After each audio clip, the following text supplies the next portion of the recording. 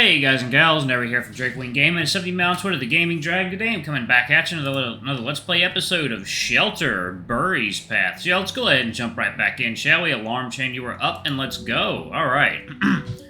The cable I'm dealing with right now is so inhumanly intricate that I doubt I could perform a good fix even if I had a pile of spare wires and a whole day to work. And I have neither of that anyway. I sit down on the cold floor and think. Damn it! I've got nothing. After 4 years of running Shelter, I'm starting to fear this is it for us. We have to evacuate everyone after all. We have to abandon Shelter. I rub my cold, bloodied hands against my face, stubbornly trying to come up with a miracle solution to our crisis. I can't let it all end like this. Everyone is putting their lives on the line to protect what we've built here. If Shelter is no more, then what will happen to all of them? We've created something really special here. They're willing to sacrifice themselves for this cause. I should be able to answer their hopes with a solution. Stupid piece of shit!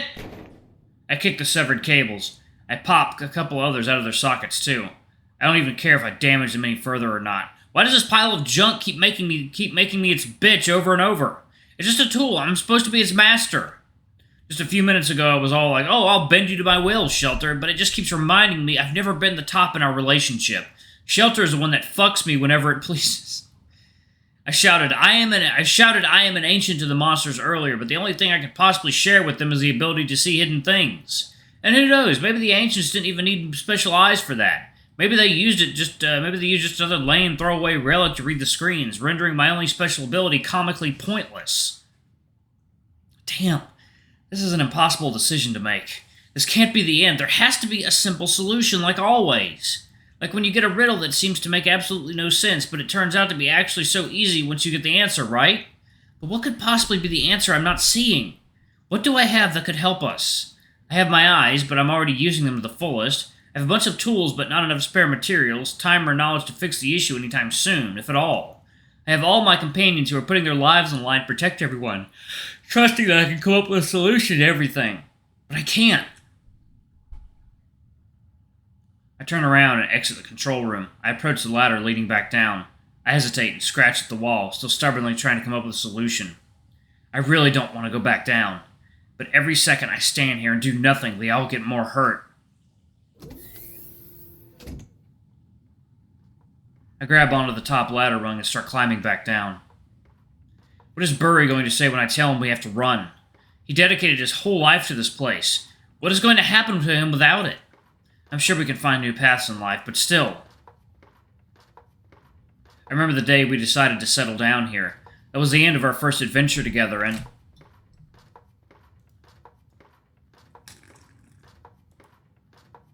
Ooh, that's good coffee. I needed that.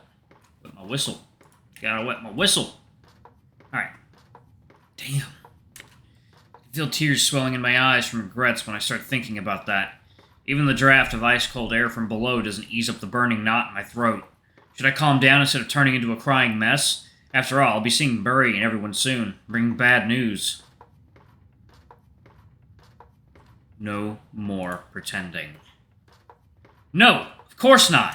If there's anything I've learned today, it's for us to be more honest with each other. I don't need to avoid those memories, even if they make me sad now. Regret like that only proves that hope and beauty are as much a part of my life as today's grief is.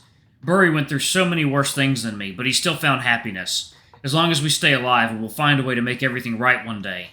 Just like that day we swore to weave the threads of our lives with Shelter to bring it back to life. Now we simply need to let go of it, untangling. Wait a sec. I believe that the key to understanding the truth lies in all the connections that weave the fabric of our world. The way all living beings are bound to the world. The way we are bound to the monsters. The way we are bound to each other as fellow canines. If we are to uncover the truth, we must push our understanding of this net of connections to its absolute limits. The way. We are bound to Shelter. Crap. I stop. I'm roughly halfway to the bottom of the tower. The idea strikes me. I have neither the tools or the time to fix that incomprehensible cable simulating the flow of a living being's spirit. However, I have something much better. I have the real thing. No more compromises.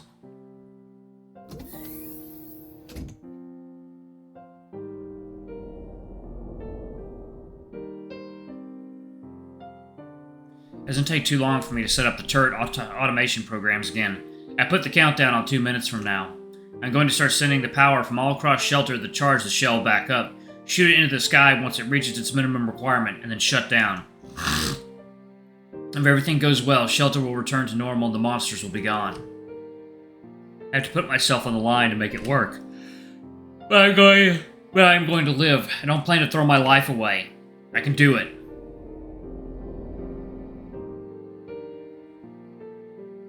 I walk towards the bundled cables. I plug back those I took out with my angry kick before. Then I take off my gloves. My hands are black and sticky from dried blood. I carefully prod the exposed wires. Nothing. I take a deep breath. I grab the bare metal on both ends with my 2 hands. This cable is used for transferring and controlling mana. I'm going to make up for the missing link in Shelter's system, and I'm going to live through it.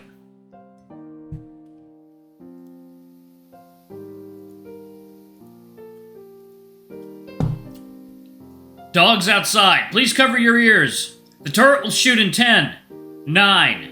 After all, haven't we always been a part of Shelter in a much deeper meaning than just a bunch of people occupying some random space? 8, 7. Shelter keeps us warm and safe, but it's us who provide it with life. We need each other. 6, 5. Maybe I was wrong by thinking that there was some kind of hierarchy between us. 4, 3. Maybe we have always been one and the same, Shelter and us. 2, 1. The body and the heart.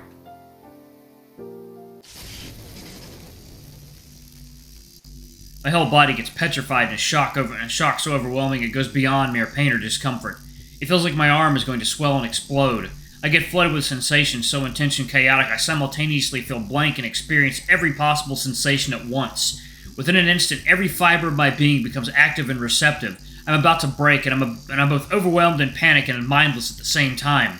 Right before the countdown finished, I was focusing my attention on leading the current of mana from one arm to the other, avoiding my most vital parts. But the energy coursing through me isn't anything I could possibly be prepared for without prior experience. The cable is working as a substitute for a real living creature's spirit, yes, but every person naturally limits the amount of burned mana to keep the whole system in safe balance. Right now, I am being abused without such concerns. My blank, panicking mind wants to let go. But I realize I can't feel my fingers anymore. I don't know where my arms are. Am I still sitting, or have I already dropped to the floor? I don't know, my vision is going dark. Is this a mistake? Am I going to... I should have never come to Shelter! The fall of Shelter will spell the end of more than just our lives. Is there really nothing I can do from my pack? The final bastion of hope is crumbling. I don't feel any control over neither my body nor my mind anymore. There still is that one single focus of directing the energy towards the turret, but the noise of hundreds of thoughts becomes louder and impossible to ignore by my mind. Are they their thoughts? At this point, my life is the only thing they can take from me anymore. I'm just so tired. I won't bear losing anyone else to them tonight. What am I being punished for this time? Or mine? My mind slips. The flow of time had become an incomprehensible concept by now. I'm starting to forget where I am and what I'm doing here. In the rare flashes of my consciousness returning to me, I'm overwhelmed and panicked from this lost control. I'm completely helpless and awaiting the end. Whatever it may be. Whatever it may be. I don't want to die! I'm sorry I couldn't save you, big white dog. But... no. Those are definitely not my thoughts.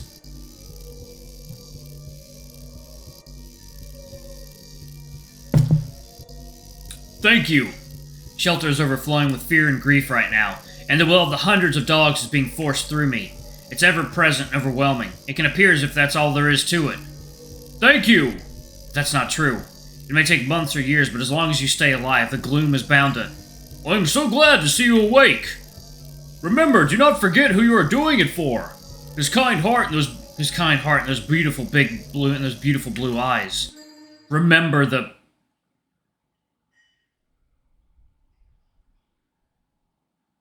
I'm finishing cooking stew. You can even call it that. I assume you could use a bowl of something warm. You're in a really rough state, you know. That's Burry talking, okay. Yes, I was unsure if it was still even possible to save him. He was so terribly cold.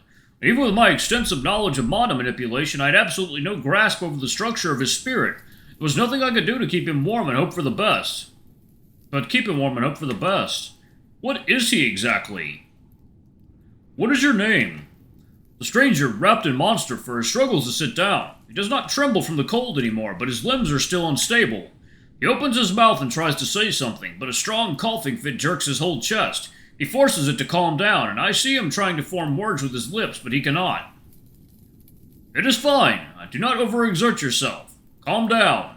I scooped some of the thinner soup out of the stew with a small copper helmet I had found during my travels. It was caved into the skull of its previous owner. An unfortunate rodent traveler. However, I fixed, cleaned, and repurposed it for a bowl.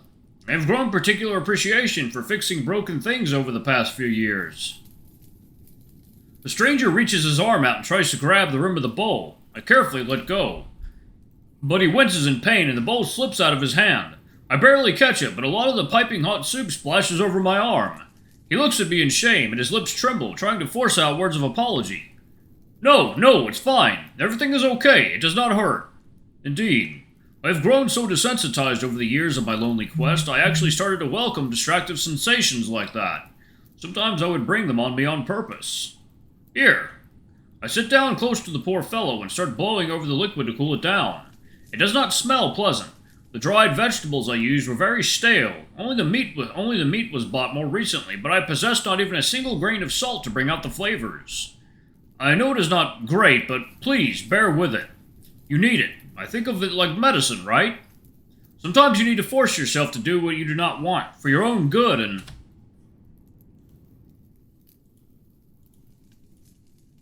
My hand stops. How can I say something like that after everything I have done, after seeing what it had brought upon everyone? I have not a clue what good is.